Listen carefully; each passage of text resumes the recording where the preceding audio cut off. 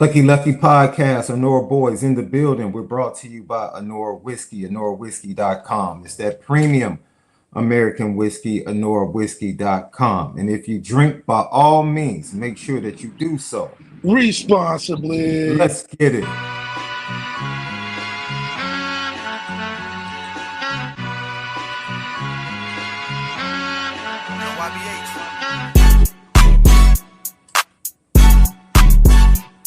Lucky Lefty Podcast. I am Sean Davis, SD2 Mics, brought to you by Honora Whiskey and courtesy of Believe Network. Believe in Notre Dame, believe in Lucky Lefty, believe in yourself. That dude, the original Lucky Lefty, somewhere in this world, MALIK ZAIRE. Today we're going to talk a lot of Notre Dame offense. We're going to hear a lot from Mike Denbrock on this offense. We'll hear from Mike Denbrock, and then we'll talk about some of the things he said when he talked to the local media as well. And then we'll hear from defensive coordinator Chris Ash probably tomorrow. We'll release that show tomorrow, talking about Chris Ash and his thoughts on how things are going with the defense. You didn't want to be on screen today because you knew what was coming? Is that what it is? I knew what was coming. I knew what was coming. I knew what was coming, man. You don't want to show your face? See, LL, this is what happens. Because if you watched the show last night, I told him what was going to happen if the Chicago Bulls beat 4 threes in 10 seconds. You told me that 4 threes in 10 seconds. Beat the Los Angeles. I don't care anything about how it happened. We're talking about the final result. I told you, and I've been trolling him all day. All day. I've been trolling him about LeBum. That's crazy. LeBum James. Luka No D. Might as well call him Luka Doncic. Oh, man. You got 10th place in the East. 10th place in the East. Luka Doncic. That's right. You lost to the 10th place team in the East twice in a week. You're absolutely right. You're absolutely right. It's pathetic. It's absolutely pathetic. I agree with you. 4 threes in 10 seconds is unbelievable. Yeah. Yes. I just want you to know that. I told you I was going to troll you if it happened. Told you. But it's a good night. Hope everybody is locked in, having a good night. Left, you feeling okay today? How was your day? Always good on the Friday, man. Always good on the Friday.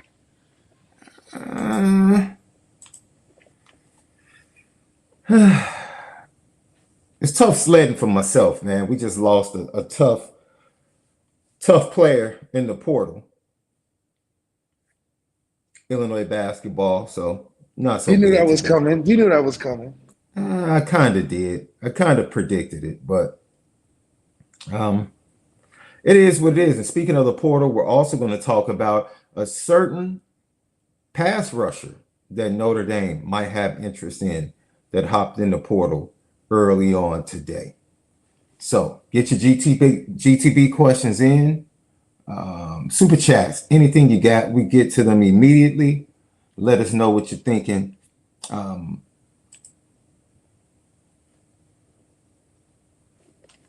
I don't know, Left. What is your overall thought? We both read what Mike Denbrock, and we're going to hear from him coming up momentarily. What would you classify Mike Denbrock's attitude right now, based upon what you read from Mike Denbrock? Well, he's just really in a winning position. I mean, I think he's encouraged and excited about what's really on the horizon for him. And at the end of the day, I think that it's just important that he stays focused on what the goal in mind is. And that's to find the most productive quarterback to reach those markers that he had when he was at LSU. A Heisman and 2 first-round draft picks at receiver is the expectation, or what the highest level of achievement his offense can produce. And honestly, I'm excited to see him really get the most out of these guys. They've been in the program, they've seen how it's done, and they know how they can be done better. Yeah, I think frustration. I think there was a little bit of frustration, and we jokingly talk about it, right? We talk about, finally, some of the books that he probably had that he couldn't use offensively.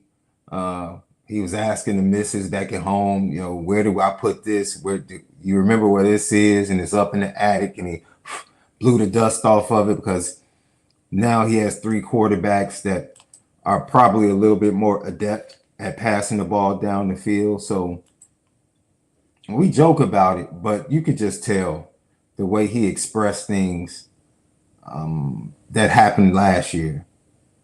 You could tell he was kind of in a better place, I think, much better place, and excited about the way things are going. Because it's one thing to feel like things are going to be better, but it's an entirely different process to believe in that. Newt Rockney, it's too early. Relax, man. Just relax. Relax. But yeah, Left. I think most of the time when you look at Mike Denbrock and his offense in two years, there's a significant jump from year one to year two in his offenses historically, and he expects the same. Heck, he came here last year in his first press conference. He said, "Yo, we're gonna have a top five offense Yeah, at Notre yeah. Dame." So I mean, what can you expect? I mean, the guy is he knows what it can look like at the highest level. So at that point, he's just trying to fit pieces into what that model can look like. And I just really believe that he's on the cusp of something that's way bigger than just, uh, the level at which he was at. Because at Notre Dame, you do that at a high level, there's greater results that can come of it. And having three quarterbacks that are all viable, having guys that can get the job done, I just think that he's excited to see the change in this offense. And like we talked about earlier, the team needs to be led offensively in the forefront first. And then after that, let the defense rebuild itself in a way and also get their grounding and footing on what they want to do and still be an impact. But it should be the focus should be offensively driven for Marcus Freeman as well. I think Marcus Freeman has shown that at the highest level that he can get a defense at in consistent years, that it's going to take him to get into his offensive side, trust that offensive bag, get that franchise quarterback to really set the balance that I think he needs as a young defensive head coach. If he can gain that offensive perspective, similarly to what Coach Kelly did. Coach Kelly was a defensive guy and over time became more offensively involved because that's just where the trend had to be to get to the places that he wanted to go. So for Marcus Freeman, he's done everything defensively you can really ask for on a production side of things, on a focus side of things, on materializing your identity and vision. But consequently, you got to be two sides of the coin and be offensively minded in some aspect. And he's got the guys in place to get it done. Now he's just got to get that quarterback to put his stamp on. No different than how Saban became all time great, a defensive guy with four quarterbacks that he can just put his thumb on that have had tremendous success, that you can credit him for putting together or having some inclination that that's the way they need to go. And he knew that it was a heavily defensive team, right? Alabama was dominant, powerhouse defensively. Over time, what did Alabama become? So good offensively, they got a receiver that's only happened in two times ever to get the Heisman. And this is a defensive coach. That's what Nick Saban is known for. Defense, secondary, big defensive crazy linemen. Linebackers are all time great. But what did he do? He saw the change in college football, made the adjustment to be offensively focused, have a stronger offensive firepower, get him some marquee quarterbacks. And now you're seeing the dynasty of 7 championships multiple SEC championships and thus forward because he went from a defensive minded guy, added this offensive juggernaut, got his quarterback, and now he's all time great. Marcus Freeman needs to make that same transition. Need to get some marquee quarterbacks. Because we know defensively, you can build the right program. Defensively, you can get an identity that's top 5 in the nation for multiple years and all the, getting some marquee quarterbacks and some offensive players to transform him into all-time great head coach. Right now, he's a really good head coach. And that's some good company. But what did Kirby Smart do? Get him a quarterback. Get him some offensive players. He's a defensive guy. Still had an all-time great defense. But he still got a Stetson Bennett, a 2-time champion. Got him George Pickens. All the running backs they got, right? So I think that's where it needs to head, but he's on the right track. So, Mike Denbrock pretty much said, Left, that last year we stopped ourselves more than defense has stopped us. That's what he said. I want to see if you agree with him, Mike Denbrock. Year one, you're hoping to establish kind of an identity, a base of what you do, how you do it. You can teach scheme, and you try to dig into details as much as you possibly can, but quite frankly, you got to play games and win games as well. So it's kind of a balancing act in year one. Year two kind of gives you a chance to kind of take a deep breath, assess the things you really liked about what you did, the things that you need to change and adapt to. And year two gives you an opportunity to really kind of slow down, really dig into the details. And that's, it's all over the cut-ups and the tape from last year's offensive unit that if we're a little better at the details, especially in situational football, we're going to be hard to stop. And a lot of times we were the ones stopping ourselves. And getting that stuff cleaned up and getting everybody on the same page in year two is a huge piece of the puzzle. Well, yeah, you got it right there. I mean, huge piece of the puzzle. We mean stopping ourselves, meaning we're not hitting the open guys. Stopping ourselves of we're running out of bounds on 4th down, or we're not executing in clutch situations that can separate us even more in a game and in moments where we can take teams out early. The slow roast offense is great. You build points over time. Defense give you short fields and gives you good chances, and you cash in on them, have some momentum plays here and there, but very menial offensive impact. He's like, we need to change that around. We're shooting ourselves in the foot. We have guys running wide open and either not hitting them, guys running wide open, and we're not getting the right separation, not making the right read, not hitting the right hole. It's hard to point to other places outside the passing game on why we're not hitting the mark. Can't say the running game. Can't even say it's the tight ends. It's literally the quarterback and the receiver. Even if you put some onus on the offensive line, we're still winning 10 games. With a okay offensive line or whatever you may have it, going through its struggles early, we're still winning 10 games by 40-plus points, beating ranked teams. The easy thing to look to is what is causing us the biggest issue, and that's the pass game. The worst thing that we could do is show that other view against Purdue.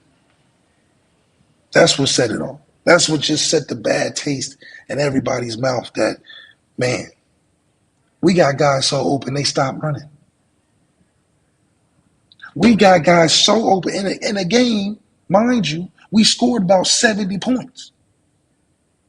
That's how crazy it was. It was the football angle changed from the side to the rear view or the front view, and Twitter ate it up. Twitter ate it up. The fans, you would have thought the fans was coaching themselves. Oh, he could have hit the guy right, he was wide open, he running, and he didn't get touchdown. That's what they did. Just because of the cat. And we won with almost 70 points.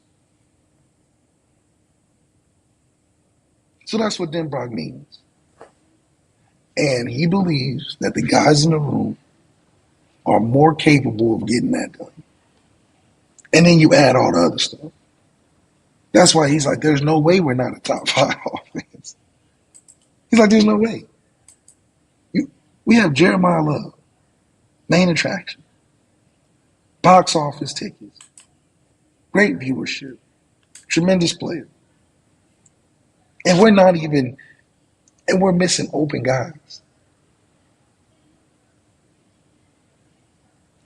If we could put it all together, it wouldn't even have been close with Ohio State.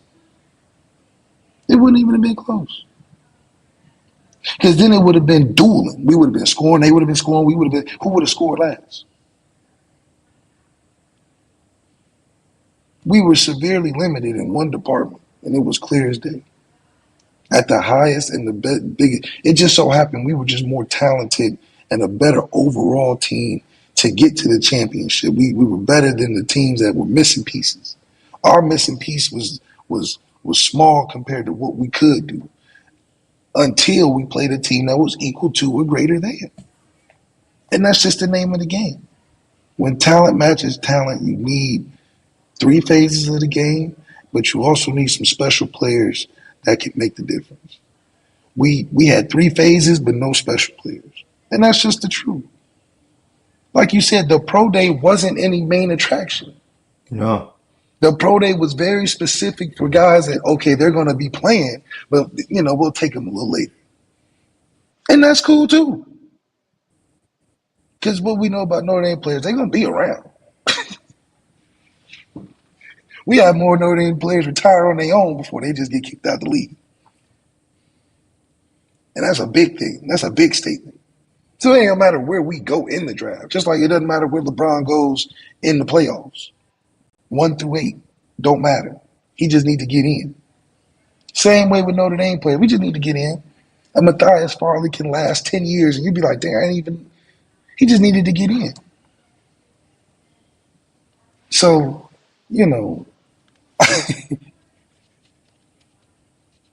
I just had to put that out there. You done? I'm just saying. Facts. Oh, it matters. Because it mattered the last 2 years against Denver, Lucky Lefty podcast. Oh my God. So, He didn't have Luka Magic. you mean Luka Doncic? Jamal Murray's going to have a field day. Why would you don't believe that? Oh, I know so. Mike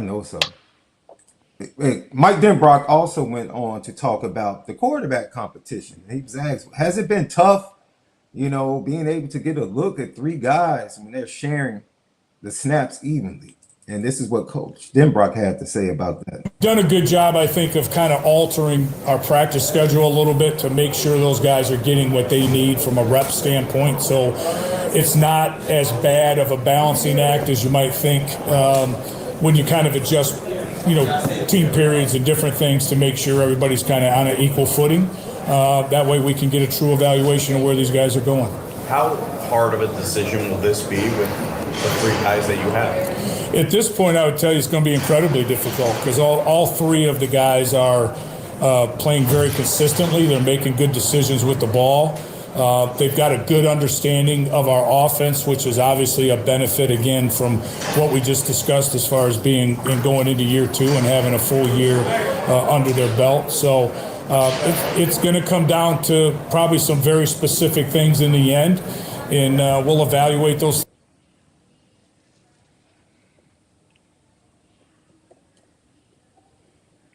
Run that back. And we'll evaluate those things as we go. But all 3 guys to this point in spring have done a really, really nice job.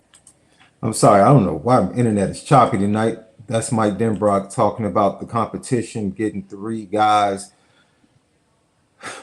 even snaps and even opportunities, and the adjustments that they've had to make as a staff to be able to do so. Are you buying him saying it's going to be incredibly difficult because all 3 guys are like even right now? I mean, it's easy to say that if you're treating it as such, if you're giving everybody equal opportunity or whatever the case may be. It's spring, it's early. You're not diving into any game plan specifics in the spring anyway. So this is just learning the offense, giving guys each opportunities to go in there, throw a couple passes, run a couple plays. So it's not too much to get in depth to this early to say, okay, well, we've as a staff tried to find an answer. They're not trying to find an answer right now. They're just not. I think they're just trying to see, okay, can we get this thing rolling first?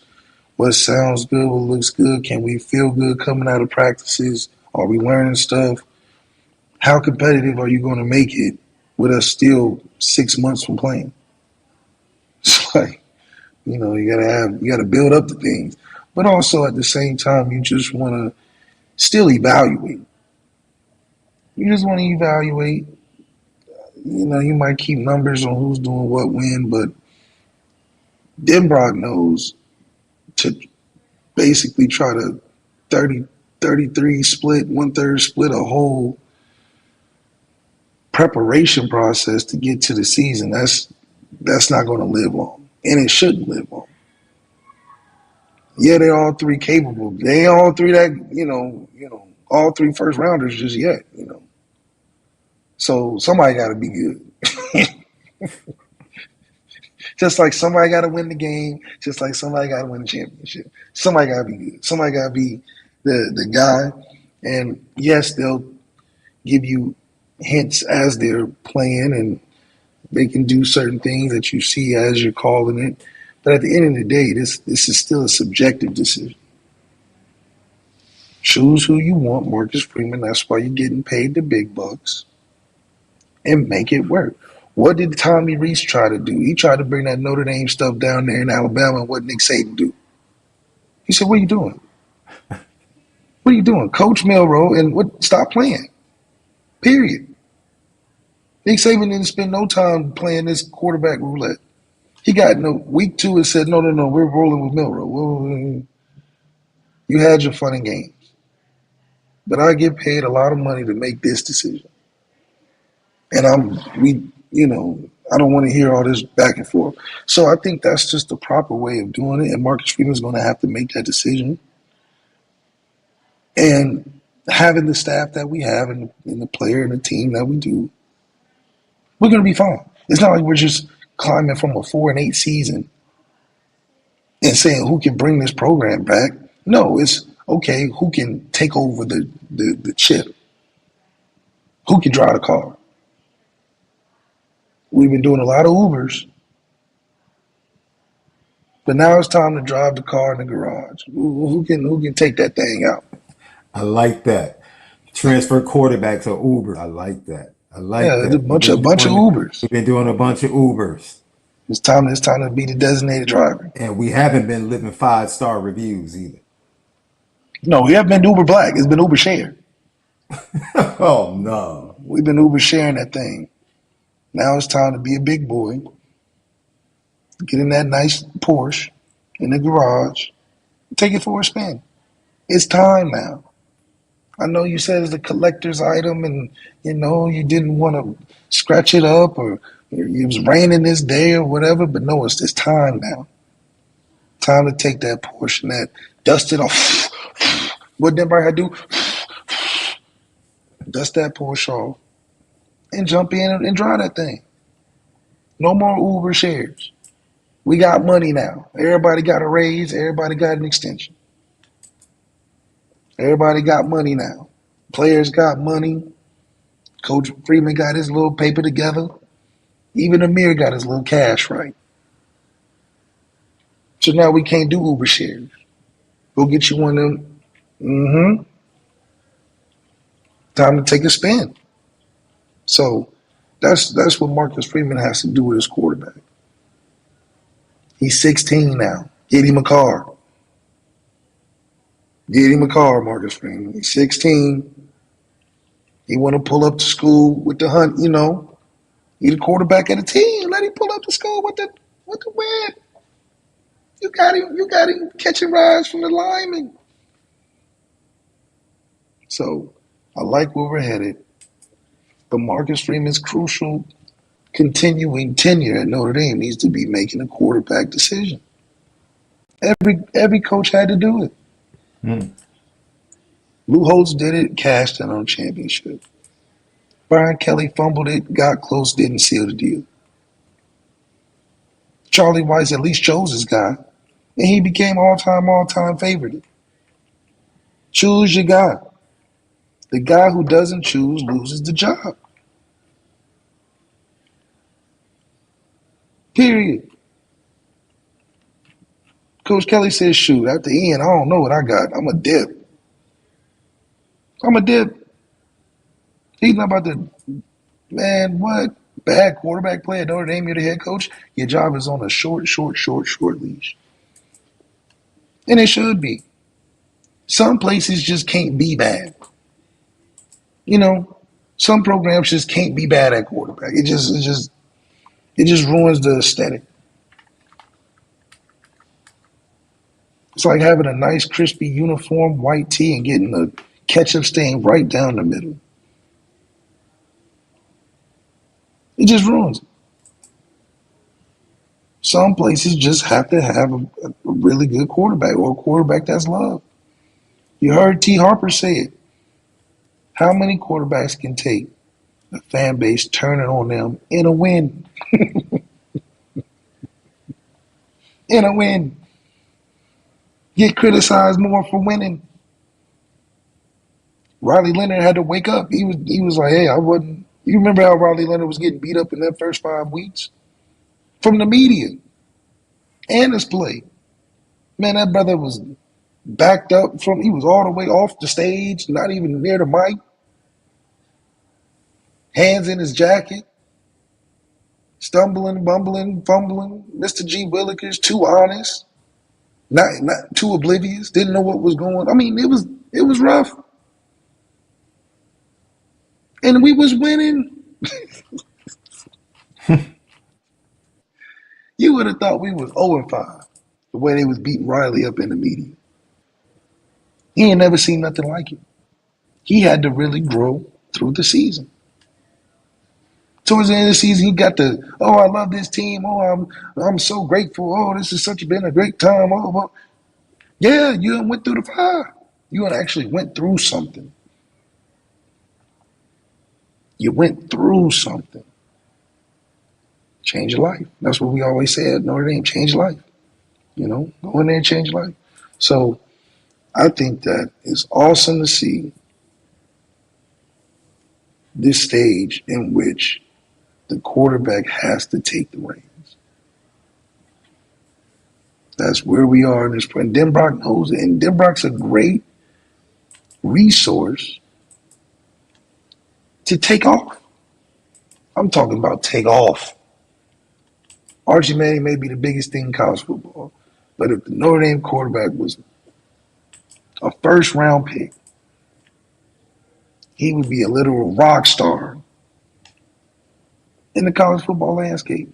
From just being good, not even having to do the antics, not having to have no famous dad, just be good and a first-round pick. There is no bigger superstar than Notre Dame quarterback. And it's time because you have the right head coach, the right coordinator, the right defense, the right pieces around you, and you got the O-line. That was top 3 reasons of choosing Notre Dame. They got an O-line. What are we talking about? They got an O-line. You can't be good without it. That's how you can be decent and still be productive at Notre Dame because you got an O-line. You can run the ball most likely. That's why it's so much of an opportunity for a guy to ball out at Notre Dame at quarterback. Because you can hand the ball off and you can have time. You can have time. How many other places can say that year in and year out? And we throwing the ball 20 times a game. Think about that. Now we know what Denbrock feels like. Now we know how Denbrock feels like. And we throwing the ball 20 times a game, 21 times, 24 times. He's like, we're sitting on a gold mine. I had to get 2 first-round receivers and a Heisman quarterback with a shabby LSU O-line and made it work. I had 1 superstar in Will Black and everybody else. I go to Notre Dame. I know what I got at O-line. I'm going to have all type of time in the world to draw up stuff, get stuff deep with ease. We just need a trigger man. And that's where the issue was. He's like, he pulling his hair out. He go home at night being like, honey, I don't know what I'm doing wrong.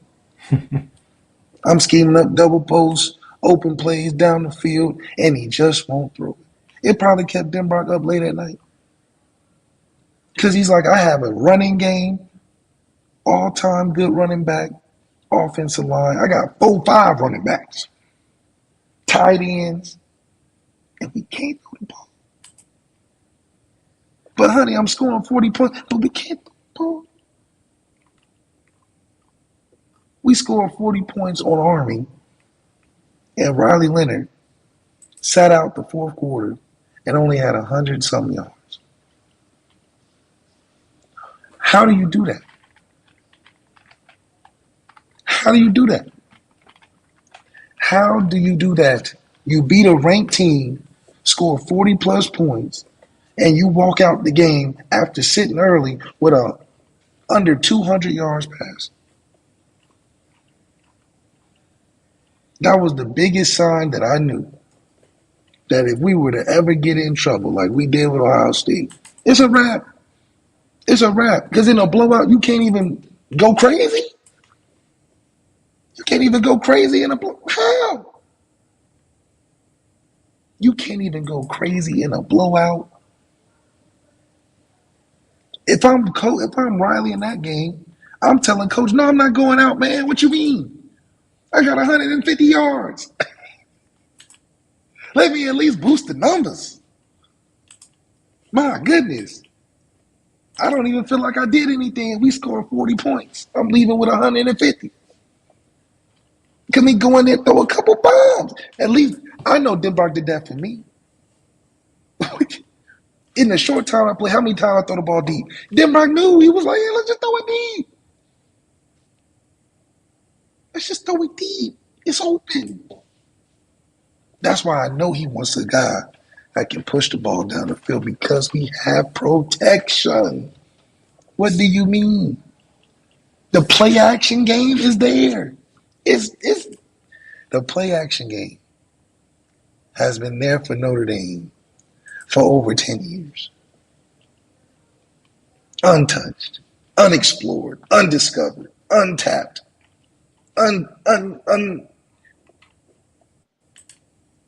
How is that possible? The play action game with all the big, tall, fast receivers we didn't have, we couldn't. We need a Dak Prescott, the play action king, push the ball down. I mean, come on. It's there. If you don't want to do spread, fine. We're going to try some spread stuff, fine. But if we got to go heavy run like we're so used to doing, do the play action? I mean, come on, SD. That's big time TV. Lucky Lefty podcast. He then went on to talk about his relationship. You know, he had a great relationship. And he talked about how him and Al Golden would ride to and from practice, just talking about how did you get me on this play? You know, how did you get me on this play? How would you counter that? What do you see? What are you thinking about situationally? It was a great marriage of those two coordinators that ended in a great outcome for the Fighting Irish last year. They complemented each other very well. This year, Chris Ash comes in and he was asked about that particular relationship and how it's going right now. Mike Denbrock talking about new defensive coordinator, Chris Ash. Hey, Chris has hit the ground running, and I don't see much let up in what we're doing defensively or how we're doing it. They're as difficult to go against as they were day one when I walked in the door. So it's been a smooth transition. Chris is great to work with and does an incredible job of getting those guys in the right places. You like to hear that. He's a respected guy. Chris Ash, he's been around. Respected He's a guy. facilitator, man. First Yeah. year, he's facilitating. He's just catching it, he's coming in like a smooth criminal. I mean, think about it. Marcus Freeman's conversations with him wasn't, we need you to come in here and take over. No. Hey, slide over here. Learn how we do things. Year 2, year 3, we're going to be off and running. We got the, philosophically, I'm sure they're on the same page of physical and all that. So he's probably like, look, let's just not rock the boat too much. We got some of the same things. Let this class go in, feeling good, confident about what they did last year. Whoop-de, whoop-de, whoop-de, whoop. Them babies, they're yours. Start growing and putting in new things. And now it's Chris Ash defense. So it's just a matter of time. So it's good to see him facilitate. I'm sure he's not up there drawing schemes and he's doing the concepts, but he's not necessarily implementing new ideas to guys. It's more so this is a perspective of how you look at things. This is how you can clean up last year. Some of these calls, this is what I'm going to call it for, marrying up some concepts, right? Watching film, getting to know the guys. He's no different than a freshman in some sense because he's got to learn who's in the locker room and because he didn't handpick and see these guys every, you know what I'm saying? So he's learning, as opposed to Denbrock, who, you would personally touch some of these dudes, So I think this is a why, from a hierarchical standpoint, we're stronger in leadership offensively. Because we've been there, we know what's going on. We got not that Chris Ash doesn't, but he just got there. And that's the head of your defensive unit. That shouldn't be in the forefront of your program. But that's a natural, Al Golden was a nice transition. It wasn't an ugly ending. He proved his concepts, right? 3 years of building it. He had a top 5 defense, first rounders, all that. Chris Ash has got that same model, I'm sure. And at Notre Dame, it's just different. T. Harp said it. It's a professionalism that shapes your game. It gives you a nice structure to build within. It's organized. Things got development written all over. But you got to do your part. And it may not go how you want it to, but it's a structure. It's a process. So I think that's what Chris Ash, no different than a player, has to go through. But this is good because Denbrock acknowledges that, yeah, he's working his way in, but I'm ready to take over. I think it's going to be very important, and I love hearing that the defense is just as difficult, right? You talk about not coming in and doing too much. Reminds me of Larry Coker when he took over with the Miami Hurricanes in 2000, that squad he had. And his seniors told him, don't touch anything. That we got this. His defensive players told him, we got this. You go over there with the offense. Don't even worry about that. And I think he recognized quickly that team was talented enough and had enough leadership that even the things that he might have wanted to implement, just hold off a little bit. Yeah. Let me wait until year 2. Take a red shirt year, In a sense, yes. Yeah, Gino Gadulli took a gray shirt. Yeah, it took 2 years.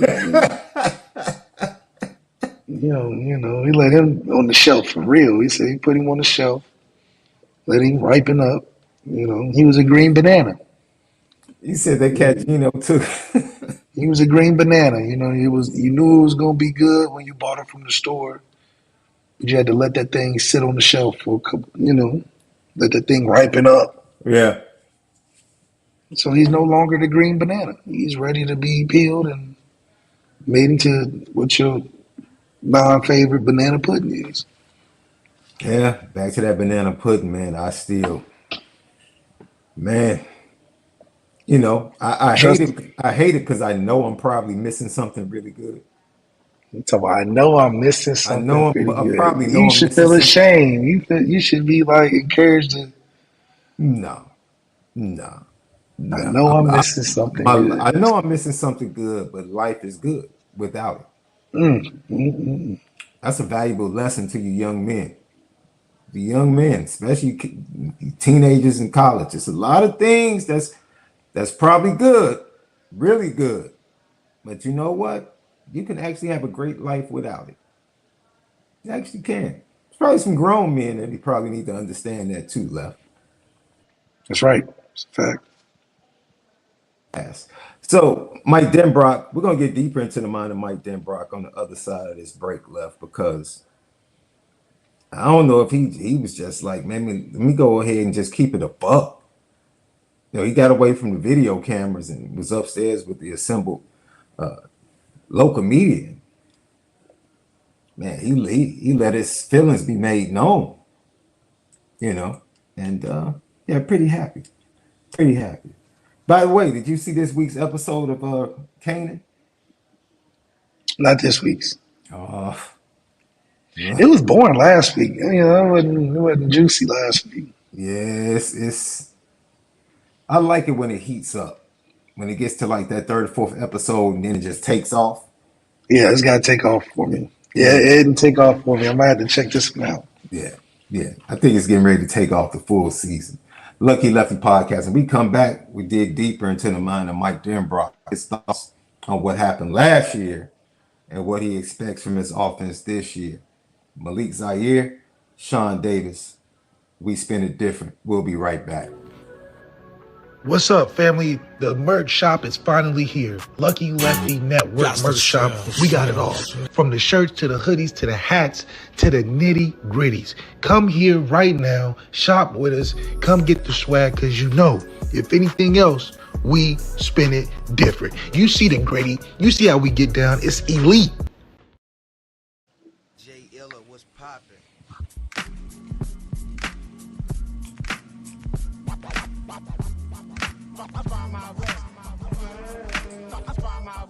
Now why you wanna go and do that? Lucky Lefty podcast. Malik Zaire, Sean Davis back at it Friday night. Hope you guys are enjoying, man. It's a beautiful night for sports. Before we came on, I was watching the LSU North Carolina State game. It's fantastic. Cheering on my girl, Chicago's own Anissa Morrow for the LSU Tigers. And then Michigan State had come back in their game. I don't know what the score is now, but we'll get those scores updated for you. And then Elite Eight coming up this weekend. That Texas Tech Arkansas game was crazy last night. Team being down like 14 points with like 2 minutes left. Take it into overtime. Woo! You gotta love March Madness. Like I said, my White Sox, shout out to Cajun Irish, giving me some love in the chat on my White Sox getting a win. Dodgers, of course, get a win. Cubs got a win. It was a beautiful day yesterday in baseball land. Beautiful day in baseball land. It really was. I want to give a special shout out to longtime DePaul basketball legend, women's basketball head coach Doug Bruno, who is battling some serious health issues.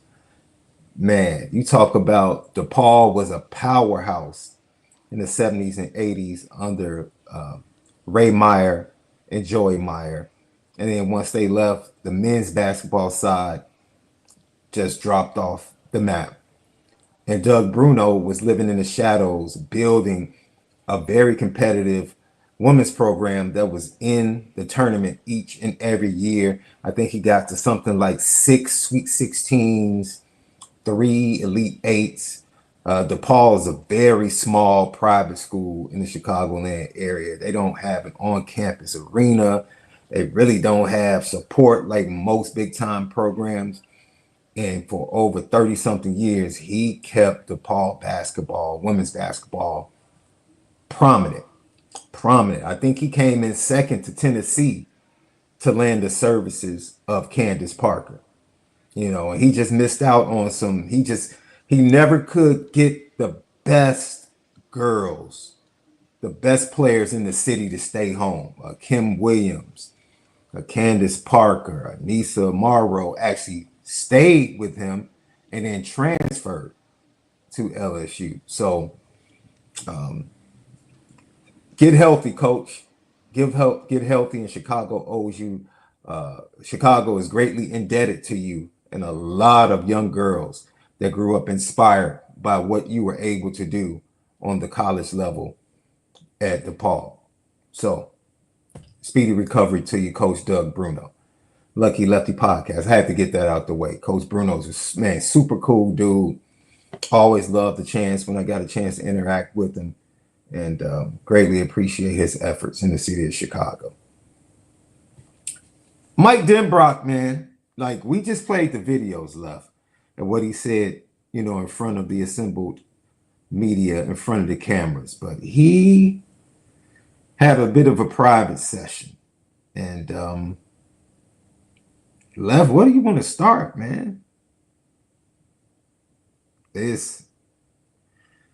I mean, just from the top, man. Okay, so he was asked about the difference between this spring and last spring, and I'll go ahead and read the quote. Mike Denbrock said, I would describe year one as finding out who you can be, teach a scheme, trying to get your place offensively to being competitive in all aspects so that you can win some football games. What gets lost sometimes is enough valuable time to teach and dig into really the detail of everything that you're doing. Year two offers you an opportunity to really dig down and drill down on specific details of everything. From situational football to what we're doing with your stance and all those different things, all the fundamentals of the game, all that adds in together. If you look at the way we played a year ago, details are missing all over the tape.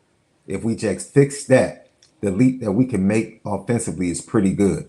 That's without adapting scheme and changing this and changing that. That alone being on top of our business at all positions and understanding the game better, understanding the scheme better, that starts with the quarterback position because we put so much on that guy. But that's on everybody. Yeah, I mean, it's definitely, most definitely on the quarterback, especially the way he calls plays. So, I think a lot of it too is, like we said, it takes 2 years for a transfer quarterback to be anything, right? I mean, be the significant player to reach his potential. It takes 2 years right off his coordinator. Some other things happening, but usually 2 years. So we've seen it happen on an elite level with a Joe Burrow, right? A Jaden Daniels, 2 Heisman, one's a champion. I mean, so the 2-year model is the way to go. It is no different, and also is a microcosm of the bigger picture that it takes 2-3 years to get the offense really rolling. How do you get into an elite offense in 1 year with guys learning everything new that you want to implement? No different than Al Golden. We were excited about Al Golden's defense in year one because we saw how it could be fixed. So that year 2, year 3, we got something. Well, it's no different for offense. It takes 2 or 3 years to really be like, okay, now we know all the nuances of a play that was just so basic from year one. And like you said, it's not changing schemes. It's just adding to. If we were building a skyscraper, we would have been at level 2. But now we're going to add that high rise in year 3. The high rises give a different view of the city. It's not a different building. We didn't get a subdivision. We got just a high rise. It's luxurious. So we just add luxury to the foundation of our building. There's one thing to make spaghetti, but then you add some wings to it, or a couple pieces of fish. Add some garlic bread. Get you a salad. Oh, you eating? You eating? Right now, we just had this spaghetti. You can do a lot. Leftovers. You can put some turkey meat one time, some beef in the other time. But then it was like Denbrock said, well, what if we had a little Caesar salad? Well, what about some breadsticks? Oh, now okay. Well, some people want chicken or fish. Hell, maybe we turn that little pasta into a little trio. Get you a little lasagna in that thing.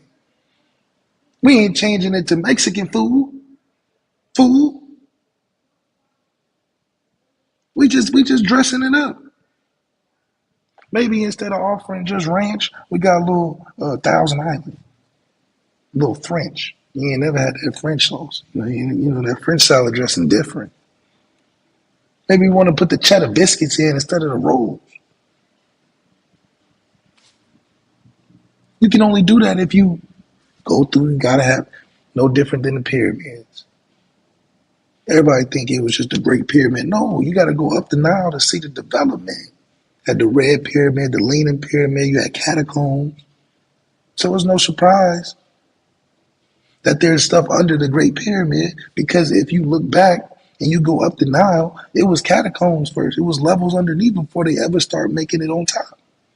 So you see the progression. So that's all Denbrock understands. And that's why he's excited, because now he can take off a little bit better because his quarterbacks had the spaghetti. Maybe not have made it, but he tasted it. He know what that homemade sauce is. He ain't quite prepared it. He ain't get the pinch just right yet, but he know what it tastes like. Now Denbrock's like, okay, I don't have to teach the man how to make the tomato sauce or nothing. We can just start with the spaghetti, and now we can build with the fish, build with the salad.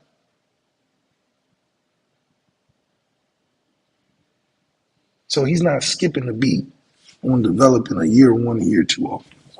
So when he talks about really we can get better, looking at the film, we were subpar fundamentally as a team. We were just out there better, more talented, and we had a guy that could make plays. But to be honest, fundamentally, we just were not a good offense.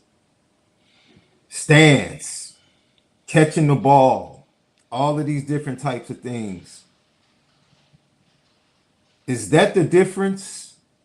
Maybe when you get into matchups like in the championship game, even when you're not hitting on all cylinders, if your fundamentals are intact, you have a better chance of staying in the game until you can get into a rhythm? Or is that just something that, it was just a clunker in a sense? It was not a clunker. It's not a clunker because you're the two best teams. It's not like you just had another level. No, that was the level. It's no different than, getting the steak from Outback and then getting the steak from Steak 44. Yeah, that Outback steak will beat many steaks out there. A good Outback steak would do you a good service until you get that Steak 44. Mm-hmm. Now you're like, the medium tastes a little different when you're dealing with that preparation of a steak. You can add a little crab, little lobster, little. At Outback, you can only do the French onion straws and the mushrooms, maybe a little pepper jack cheese. Over in Steak 44, it's a whole menu, but the preparation is different. So, I think for us, it wasn't a clunker. We just couldn't beat the best steak offensive. We had a good steak. Beat a lot of, no different than the spaghetti. A good spaghetti can beat a lot of different meals for dinner. A lot of different meals. If you put a good spaghetti together, you can beat and be many people's favorite choice on any given day of the week too. But you got to go fine dining. A spaghetti can only be so fine in dining. See what I'm saying? You can take spaghetti a lot of places, but you can't take it everywhere. Some places you need it to be a little more exquisite. You need it to be a little more je ne sais quoi. You need to dress it up a little better. You know how Nobu is. Nobu come out with the entrees. Get your plates. They call them plates. You can't go in there and serve spaghetti 4 different ways. It just don't. It just like it just it ain't cutting it for this level. You got to get the small little servings, but they creative. You know, they look crazy. And they be this big. Fine dining. Spaghetti ain't fine dining. You know, we was winning off of just feeding the people. You got spaghetti. How can you lose? Until we went to that Nobu, that 71 and above. You know what I'm saying? That Dominic's, that Mastro's,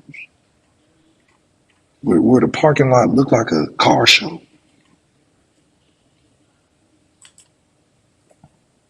Where they let you dip your fingers in the water and with the little towels. Just a whole different level of service. Spaghetti not fitting in that arena. So this is why Marcus Freeman said, okay, I gotta dress it up. I gotta put some truffle in it. I gotta give a risotto option. I love risotto. I gotta start putting a wine list on there. I gotta start giving me a little couple of nice little special wine bottles. I gotta dress it up. Denbrock's like, look, it's time. We need to get some of this excellent service going. Because I'm good on the general meals. He then went on to talk about, or he was asked about his anxiety this spring. Is there less anxiety? This is what Mike Denbrock had to say. Yeah, I would say so. At least year one, we were able to establish a foundation of how we were going to play the game. Scheme to a certain extent of what we were going to look like. Not that that will change. It won't change necessarily. A little here, a little there, moving forward. Now it's an opportunity for us to take that. We've had a chance as coaches to kind of evaluate it from a 10,000-foot view and say, well, that really doesn't fit us, or that fits us better, or whatever. And then focus your attention on some of those things heading into year two. Then you got to do a good job in spring football of evaluating what tools you have and what positions we need to put those guys in to maximize their abilities and to reach our full potential. Man, you said it, Left. This spring, as much as people want to put a lot on the competition, the offense, and it's a very important competition, but this spring is more about evaluation. You're evaluating who are going to be our guys, right? You have guys like MALIK Fields that won't even get here into the summer, so you're not getting a full picture view. But once again, Mike Denbrock's job, I'm going to figure out, I know we have 4. I know we have 24. I know we have this offensive line. Now, what else do we have? What other wines do we have? We got the red, we got the white, we got your Sauvignon. Like we got a wine cellar, but we have to make sure that we're very eclectic with the way we put these things together. Yeah, we got everybody love the apple pie. We got that. We got that vanilla ice cream. Apple pie. Nothing wrong with apple pie and vanilla ice cream. We gonna eat it up. People gonna order it. Sure. But we gonna have to add a cheesecake. Do we got that? Do we got that in the bag? We might have to do a chocolate mousse. We might have to do a bread pudding. We might have to do a little hard like candy or a cupcake, or we have to add something to it. We're not getting off the apple pie. We know that. We're gonna eat with. We shut down the store on apple pie, but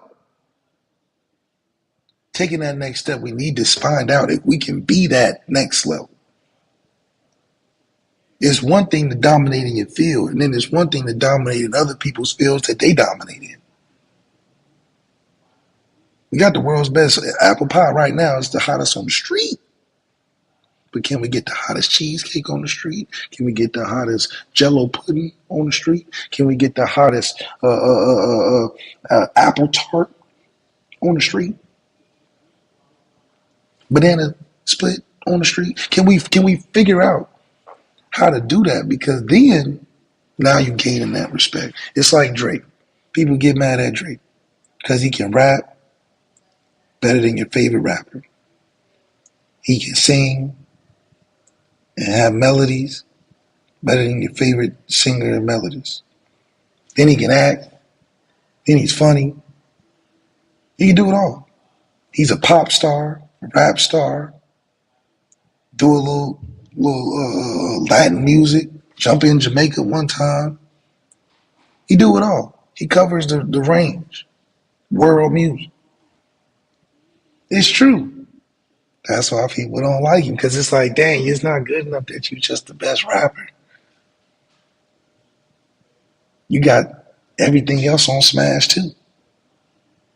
How you the biggest pop star and the biggest rapper? You competing with The Weeknd and for Future. So Magic Johnson was the best NBA player. Everybody liked him. Michael Jordan was the best player. People liked him. Kobe Bryant was the best player. People liked him. Yeah, I don't get it. But go ahead. Continue talking about Mike Denbrock.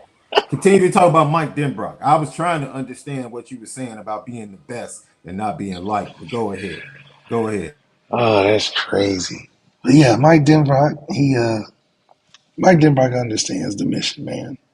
And I think for him, the evaluation is important because he knows the obvious. He knows the obvious, man. We can easily see that we got a run game in the whole line. That's better than 80% of college football. Having just a running back and an offensive line with a dominant defense was better than 99% of the teams in football. If we were to ever have another offensive weapon or just a consistent production output, what could we really be? A top 5 offense and a top 5 defense. Denbrock was foreseeing and prophesizing what could be in the future. He's not lying. Because Marcus Freeman told Chris Ashley, just hold it right here. Just hold it right here. You don't got to do nothing, baby. Just hold it right there. Just keep it. Keep the ship going. Because when that offense come by, that's top 5 offense, top 5 D. That's a championship. What are you talking about? That's why he like, just come in. You running Notre Dame's defense, that top 5 defense we just had. You're going to run that. Don't change it. Don't change it. Just run that. Because we're getting that offense up to speed.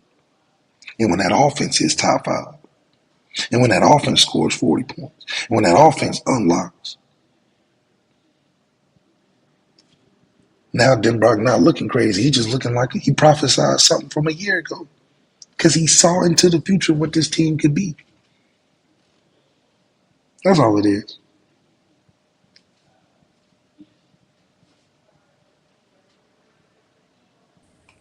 Chances, odds. LL question of the day.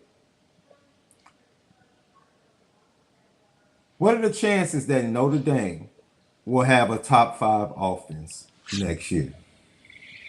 Likely, unlikely, or maybe? Likely, unlikely, or maybe? Left, where do you sit on this? Is it likely Notre Dame will have a top 5 offense? Is it maybe right now? Or is it unlikely? It's depending on the trigger man. It's a maybe. Because at the end of the day, that quarterback has got to be able to get the job done. Point blank period. Because we know that Mike Denbrock's calling it. But who's hauling it? See, we didn't have the haul it part. It was called. 3rd and 1 in the middle of the field. The double post was called. But who's hauling it? That's the difference. That's the maybe.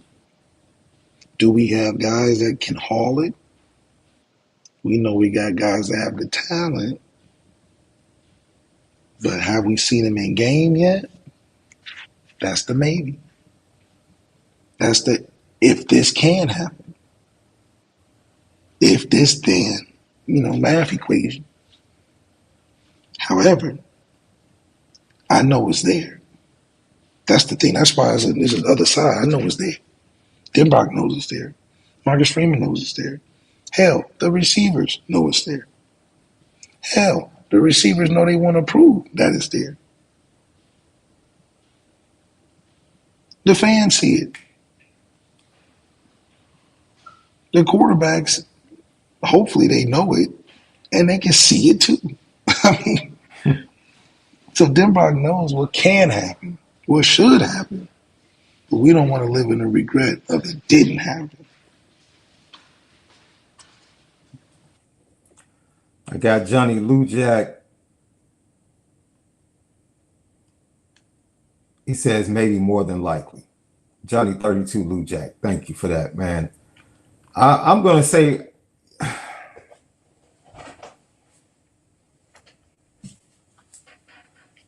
they were 51st in passing efficiency last year. Let's say they get up to top 20 in passing efficiency, and they still have a top 3 run game. They definitely will have a shot to be top 10. I think that is big. I think that's likely. Whoever starts, if they're going into their second year in 2026 as the starter, I would say it's very likely that they're a top 5 offense in 2026 because that starter is now a second-year starter. Yeah, I would say that too. Is the difference, the subtle difference. I'll say it may be right now, like you left, and I'm more apt to say likely or even very likely In 26, that Notre Dame yeah. will be a top 5 offense in 26. Yeah. I'm Yeah, it's cool with definitely saying more that. likely 26. 25 is a maybe, but it's like a maybe being we're off and rolling. We're not slow at all in the first 5 games. We're like, okay, we came and popped on the scene, which is hopeful because we know we got the talent. If we didn't have the talent, then it'd be, it'll take 2 years for sure. We can pop. I mean, shoot, we was popping without popping last year. Yeah. Yeah, that's a good way to put it. We were popping without popping. Mike Denbrock had more to say. He was asked about his goals for the Notre Dame wide receivers, and this is what he had to say. From their standpoint, we dropped the football way too much last year. Facts. We got to make the plays. I don't know if you call them ordinary plays, but we need to make the plays. The ones that are 100 out of 100, we got to be 100 out of 100. That comes with consistency in depth, consistency in route running. For a receiver, to be honest with you, this really left. I want to get your comments on this. For a receiver, to be honest with you, it really shouldn't matter who the quarterback is. I need to understand space and spacing and depth and specifics of techniques of route running. Going into year 2, I know Coach Brown had a great opportunity to really have a whole year with these guys now. You can see that starting to come along. I like the depth that we have there. We got to get some guys to emerge and play more consistently. In the middle of that, in the middle of a competition, he's letting it be known. It doesn't matter. We're not going to use this excuse of who the quarterback is because there is It don't no matter excuse. now. It don't matter now. Maybe that's what he's saying. It don't. He's saying, I don't want to hear it now. We Right. got 3 of them. 3 of them. I don't want to hear it. I don't think he would have said that last year. But, he ain't take no in-depth, one-on-one personal, let me talk to the local media kickback interviews last year. Because he like, I ain't gonna, you see it. I ain't gonna just, now he like, I got 3. Now what? I don't want to hear about nothing else from the court. I got 3 of them. Don't drop nothing. Which is true. But like I told you last year, the drops is all about chemistry. You don't know when that thing coming to you. You ain't had enough time practicing. It's like, dude, like, come on, it's hard enough to play receiver in general because a lot of things have to go right for you to even get the ball. So add to the fact that the guy throwing it, you don't know where it's gonna be. You don't have no feel for it. That thing could be in your face one time, in the dirt the other, it could be anywhere. So that heightens the level of difficulty. Not saying that them dudes shouldn't, it's not their fault. You gotta catch it and all that. That's why you at Notre Dame. But at the same time, I bet you they have more successful times catching the football now. Because they know them guys. They've been with those guys for a year. This is not a guy coming off the street or a guy coming from Canada or something. This is guys that they at least had 2 bowl game practices rounds with. This is the second spring with both of them. Oh, well, fourth spring, Steve. Bunch of practices, season with. I mean, they know who's throwing the football. I bet you the receivers have a better tell on who they like out of the 3 just because of how they catch them. They on the other end. I bet you if you win that receiver room, no cameras, no nothing, we just talking, they probably be like, shit, I like how such and such ball is. I like what that look like. I like his deep ball better than the other guy. I like this. They know who. They couldn't do that last year with Riley. They like, man, we don't know what this dude can do. We don't know what his. I don't know if I'm gonna get the ball. And then you get into the season where you running it all the time. I mean, I'm giving them a ton of excuses, but this is real life. This is real life. Sometimes you're so excited that you get in the rock in a perfect opportunity. Everything went right. You're so excited you drop it because you're looking to run. You know what I mean? Because you're so desperate. Because he finally, everything clicked. How many times Chris Mitchell run down the field before he's like, man, maybe I need to start with some screen passes. Maybe I need to start with some short stuff. Yeah, that's real. So the receiver is the most dependent position. So in a sense, I think Denbrock is saying he don't want to hear nothing now because he got the quarterbacks capable. He wasn't saying that last year, but it don't matter. Because he's absolutely right. The receivers need to take the initiative of being the reason for. Get open, get separation, find a hole, do the things that make our job easier, and then we'll get a guy that can get the right ball to you. Which is good. Is good Jedi mind tricks because we want to build in no excuses for the receivers this year that we were so used to of saying we had a trash quarterback, can't throw consistently, whatever. Now receivers, you have to be the reason why because we're going to call it, and we got guys that can do it on a consistent basis. I don't want to hear it. Come up with something else. Mike Brown already been with y'all. I don't want to hear that neither. He said y'all got talent. They ain't said that before. He's saying it now. Truman Dumel has a message for you, dude. I got Truman Dumel. He said, that's 2 games that Chicago cooked the Lakers with the church barbecue grease. Rookie out there making Luka look bad. That's okay. That's okay. Y'all watch us in the playoffs. Just watch us in the playoffs. The curl, the left. Just watch us in the playoffs. It's all good. While y'all in Cancun or in Mexico or wherever, Thailand. That's fine. Watch us in the playoffs. That's fine. We're going Cooper flag hunting. That's cool. I'm cool with that. We're going Cooper flag hunting. That's cool. That's cool. I don't even need to make the playoffs. Miss them. I'm mad they beat the Lakers. I'm mad. I'm mad. I need those 2 L's on the Not the Cooper flag hunting. Oh, man, like we out here protesting. Well, hell no, we won't go. Hell, we want flag. We want flag. We want flag. Y'all was just cheering for Giddy? Wait, y'all was just winning. No. We want flag. Why y'all treated Giddy like MJ in the clutch? Say it again. Y'all treated Giddy like MJ in the clutch last night. What's up with that? Defense that No, wait, whoa. That's y'all defense. Man, I thought Michael Jordan came back. That was a wonderful last 12 seconds from your goal. Wonderful last 12 seconds from your goal. Fantastic. Beautiful inbounds pass. Absolutely amazing inbounds pass. Man, he's like, man, bad defensive rotation, all of that. Great job. Great job by the king. The king himself. Great He's not job. worried about that. He's more Great focused job. on the playoffs. You Great see how job. he had Great to job. turn it up versus a competitive team. Great job. When he played the fourth team in the East the Can you night take a before, compliment? Can he you had to take a hit the game compliment? winner. Can you take a I'm just compliment? saying. Wait a minute, we calling tip-ins game winners now? What was it? That's what we doing? We What calling was it? tip-ins No. game winners? What was it? Wait, What was it? wait. Wait. So now you about to categorize this as like he pulled up from 20? That's what you What? categorize it I as? said it was a game because it was a game winner. What do you mean? We taking credit for tip-ins at 6'9", 270. What do you Okay. mean? It's a game Okay. winner. Why are All you right. trying to describe the type of win? All right. I'm not That's why describing you good at anything. what you do. I know. See, no, that's why you good at what you I talking about a tell tip you, in. He had a game you winner. take low bar. You No, have a no. very low bar. Low That's ball. all it is. That's why you How's a love game Drake, winner a because low your bar bar? is so low.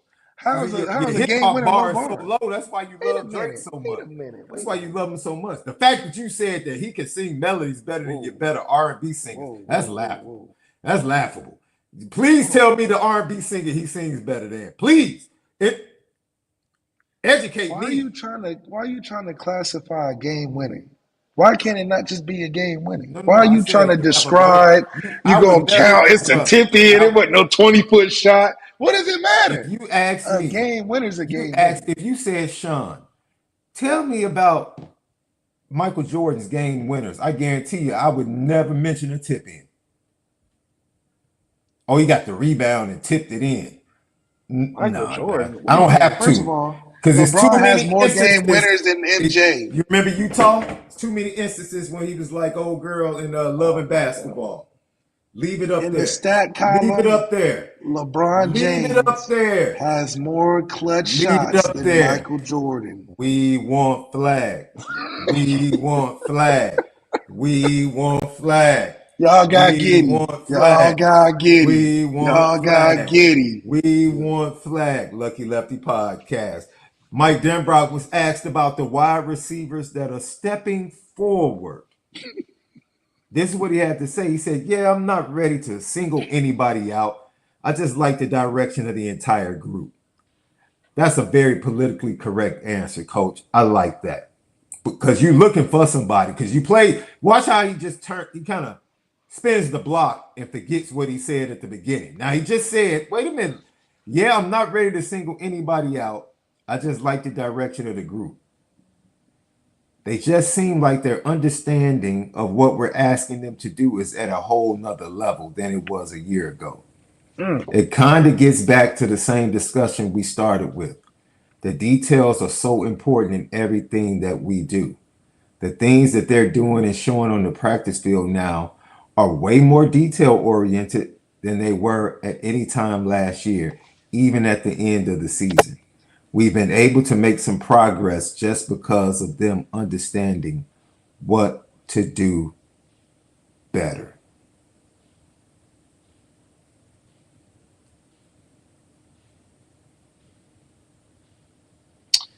At the end of the day, I think he's, you dive too deep in it, he's going to be. Now, see, when he answered about his goals for the wide receivers, which we just talked about, his last sentence was, we got to get some guys to emerge and play more consistently. Okay, Coach, we know you've identified some dudes. Hey, come on, Left. Come on. When you go to the party Friday night, what do? See, you don't go grab somebody and immediately take them to the dance floor. You don't do that. The wise dudes stand on the wall for like the first hour and just watch. Just watch the scene. Yeah. Just watch the scene. Heck, you might just pick up one that simply walks by. Mm-hmm. You might not have to put any effort. Might not even have to ask her to go dance. She might bring you a drink. You never know. You might just fall. You might just fall into a healthy conversation that benefits you later down the road.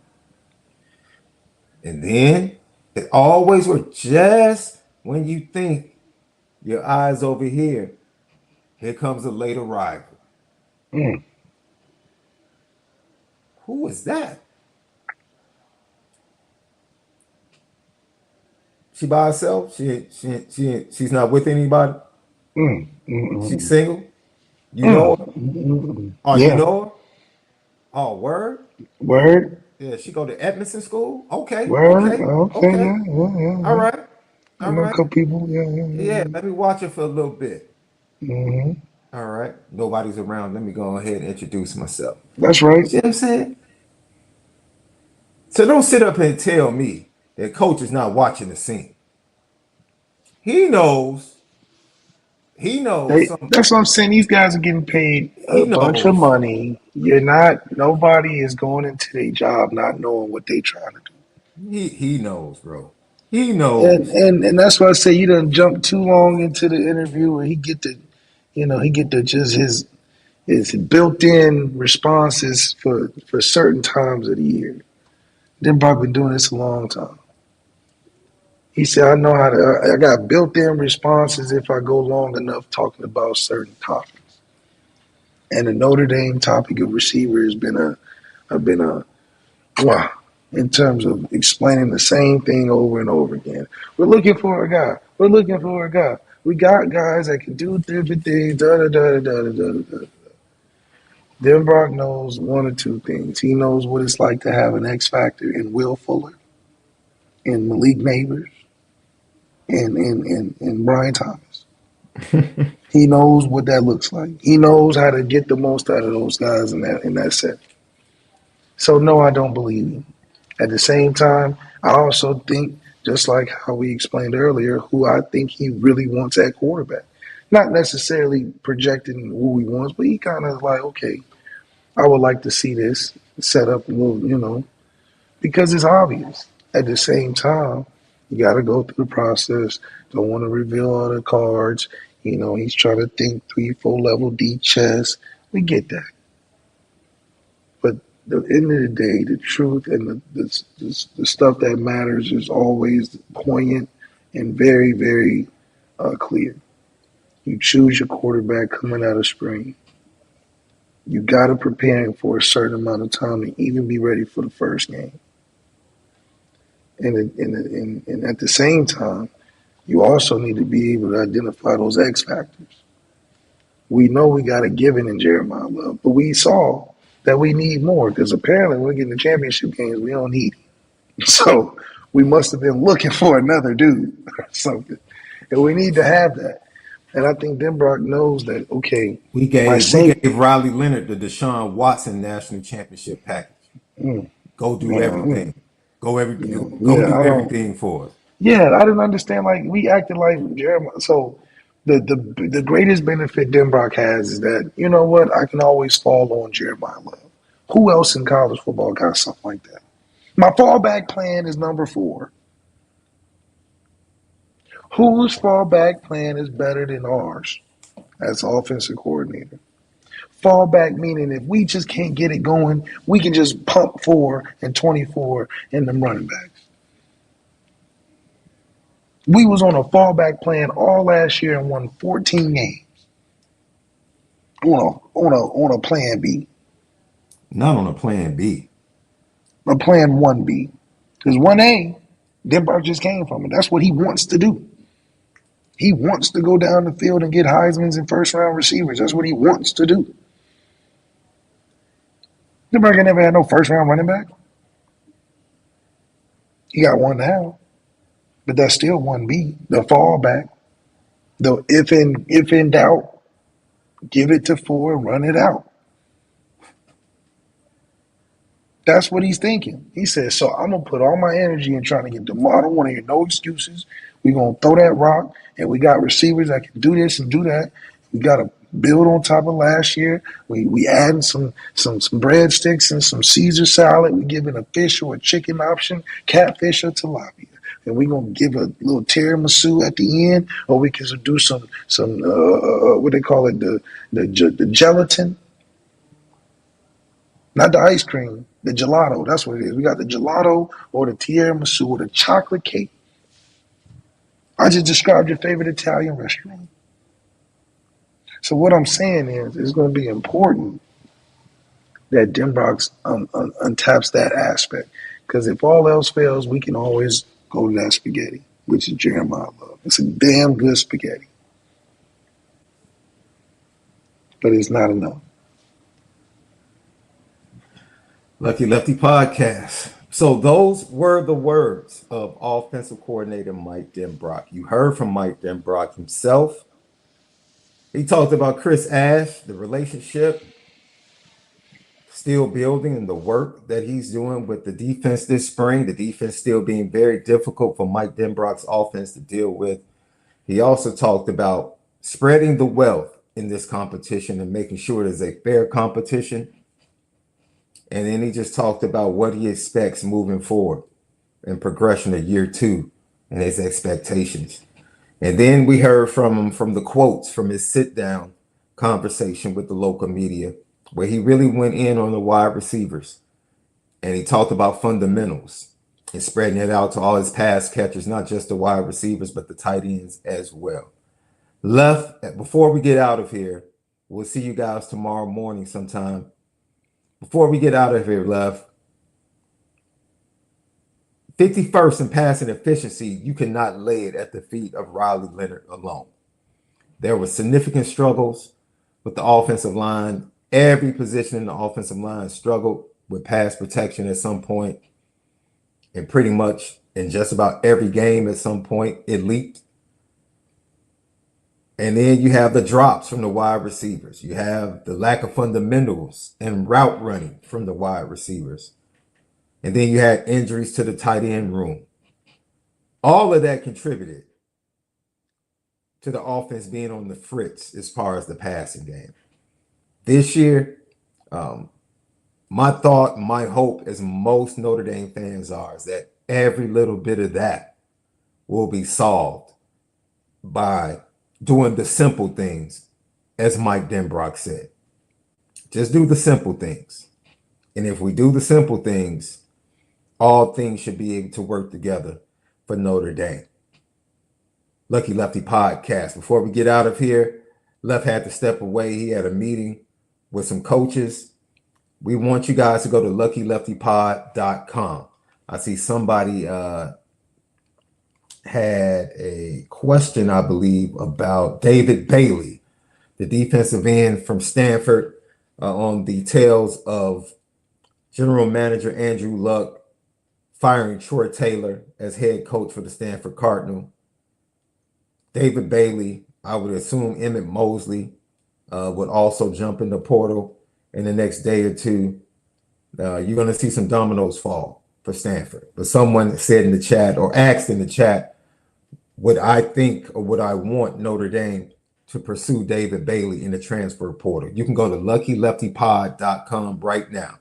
Go to luckyleftypod.com right now. I have a story up about that over at the website on whether or not David Bailey will be worth the risk for Notre Dame to go ahead and grab in the transfer portal, and whether or not he would be a fit. They offered him back in 2022. So there's a connection there. They pushed really hard for him before the modern day standout decided to stay home in California and go play for the Stanford Cardinals. So you can go to luckyleftypod.com for that story, for our videos, for our merchandise. Merch it. Check it out. Some great stories over there. We're adding stories each and every day. luckyleftypod.com. Go over there, read it. And I had an article that I put up about Mike Denbrock and his offense today as well. So 2 articles went up, the David Bailey article and the Mike Denbrock article in year 2 of his offense. You can go check it out, luckyleftypod.com. Subscribe on YouTube. Make sure you hit the thumbs up. Helps with the views. Share. Let everybody know. Leave your comments and questions. We respond to all. Patreon.com/Lucky Lefty Network. And then please, by all means, we just got our own distribution deal through Believe Network, and we're growing our podcast side, the audio side, from the ground up. We would greatly appreciate everyone if you went over there and you followed us, whether it's on Spotify or you lock in with us over at Apple Podcasts. Believe Network, believe in Notre Dame, believe in Lucky Lefty, believe in yourself. We greatly appreciate your support. We keep gaining subscribers on YouTube, and we want you guys to continue to support us on the audio side as well as we build Lucky Lefty Podcast on Believe Network on that side from the ground up. You helped us get to this point on YouTube, and we thank you in advance because we know how great you guys are as a fan base and how you're going to continue to support us. So hop on Spotify or hop on Apple Podcasts and lock in with us at Believe Network Lucky Lefty Podcast. Before we get out of here, great news. Tiki Hola, big time defensive tackle out of the state of Texas who recently visited Notre Dame. He's going to be making his decision March 31st. So now that's two big upcoming commitment dates. March 31st for Tiki Hola, the defensive tackle, and then Rodney Dunham, April 10th. And I'm going to tell you now, if Notre Dame comes out getting both of these kids, we are going to have to change our tune as a fan base when it comes to one Al Washington and his efforts in recruiting. We're going to have to start throwing some flowers at the feet of Al Washington. By the way, shout out to you, Coach. I see the work you've been doing. I hear he's lost 60 pounds. That's reported. I got a chance to see it up close and personal. And I just, man, Coach Washington, you look absolutely wonderful, my brother. Keep up the good work and keep up the great work in recruiting.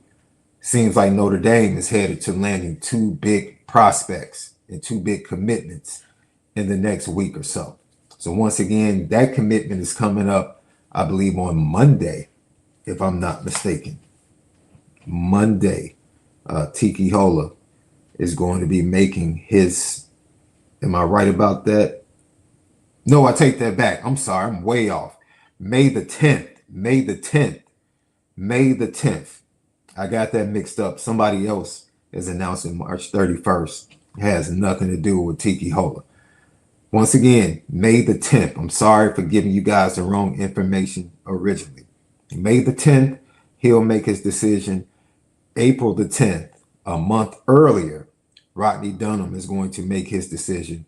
Tiki Hola will be deciding between Notre Dame, USC, and the home state, SMU Mustangs. Lucky Lefty Podcast. So for Left, SD2 Mics, thank you guys for tapping in with us. Continue to support us. Remember, Apple Podcasts, Spotify. Go log in or lock in with us at Believe Network. We'll see you guys tomorrow. We're going to hear from the tight ends tomorrow. We'll hear from Chris Ash, and we'll hear from defensive players tomorrow right here on the Lucky Lefty Podcast. Audio side will drop in the morning beginning at 8 a.m. Central Time. Lock in. For Left, SD2 Mics. We'll see you guys tomorrow. Appreciate you. Most of all, make sure you continue to spin it different.